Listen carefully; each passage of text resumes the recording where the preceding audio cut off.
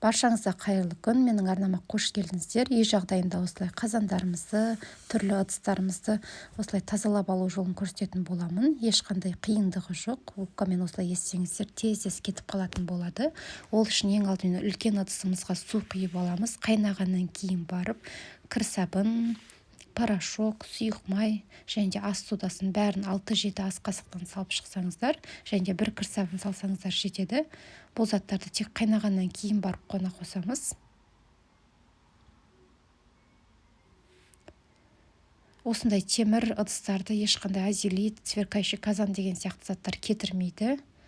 Осы әдіспен жасап көрсеңіздер, өте оңай кететін болады. Ең алдымен вилкаларымызды, одан кейін осындай ыдыстарымызды салып аламыз.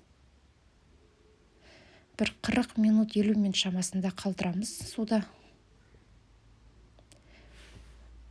Осы заттарымызды салғаннан кейін газды орташаға қоятын боламыз. Міне өзі осылай ери бастаған кезде тез губкамен сүртіп ала қойсаңыздар, өте оңай кететін болады.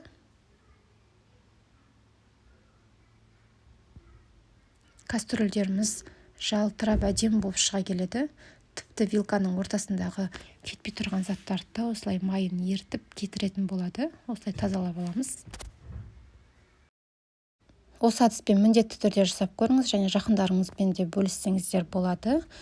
Егер жасап көріп жатсаңыздар, видеоның астына комментарий қалдырып кетуді ұмытпаңыздар. Ал сіздер қалай тазалайсыздар қазандарыңызды, ыдыстарыңызды?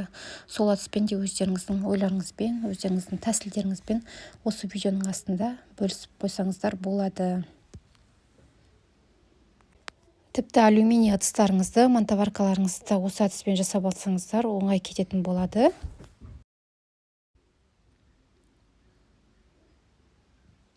Міне осылай тазалап аламыз.